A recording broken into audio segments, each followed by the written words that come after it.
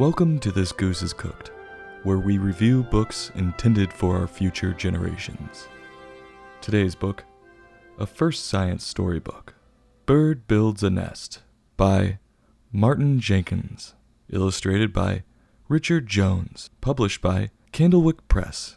Gear up for a really dry read. This book follows a bird on its journey through the day. The bird gets up and tries to eat some worms, then the bird tries to find the right size twigs for her nest. She then builds her nest and adds many amenities. Finally, the baby making happens.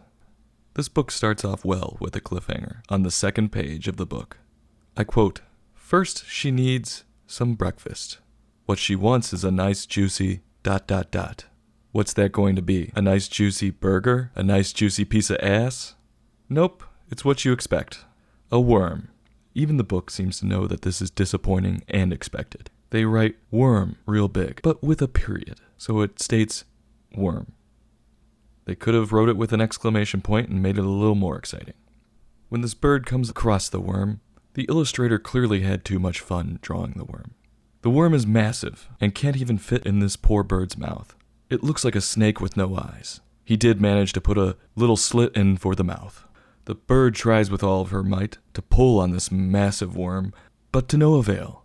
In one picture, it looks like the table's turned on her, and the worm is even sneaking up on her. This book seems to skip over parts whenever it feels like, and this is one of those moments. One moment she's struggling with this big ol' wiggler, the next, she already has a worm in her mouth that's just the right size. I find it interesting that the book never tells you what kind of bird it is, but you do know it's a chick. I'm sorry, a ladybird. After the bird eats her worm, the book then goes on and states, "Now bird can get on with her work." I found this to be a little condescending. I thought the bird was already working. She was working for that worm. She then struggles to find the right size twigs for her nest. This bird clearly has a terrible ability to judge size. You don't want to bring her with you to a bar. She'll pick on the guy who's twice your size and you know who can kick your ass. The bird finding twigs continues, and you reach a point where the book says, "Sometimes she drops a twig, but it doesn't matter."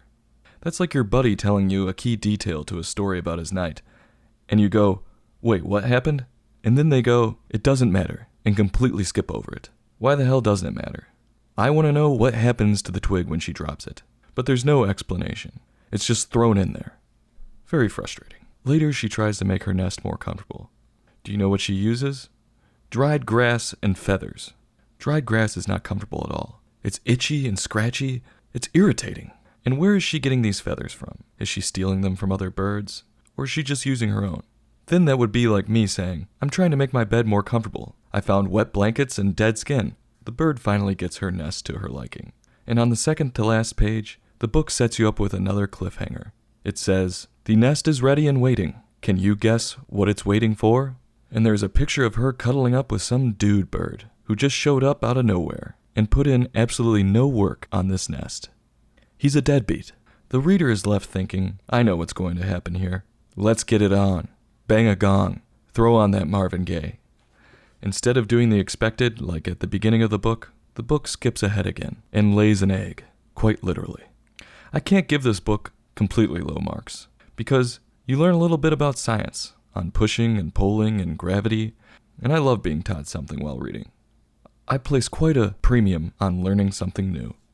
Overall, this book is humdrum, like a textbook, and it even has an index in the back, like a textbook. One of the main problems is many textbooks have more entertaining pictures than this book. At least you can draw mustaches on the people in those textbooks. I think Dick Jones needs to go back to the drawing board on this one, and maybe pick some brighter colors, and go from drawing in 2D to 3D. Do something to catch the eye. Because of the learning aspect, I'm going to give this book a rating of 3 out of 5. I'll have a heapin' helpin', but I'll have no more. It's an unexciting read with bland pictures. This Goose is Cooked. Join us tomorrow for another in-depth book review.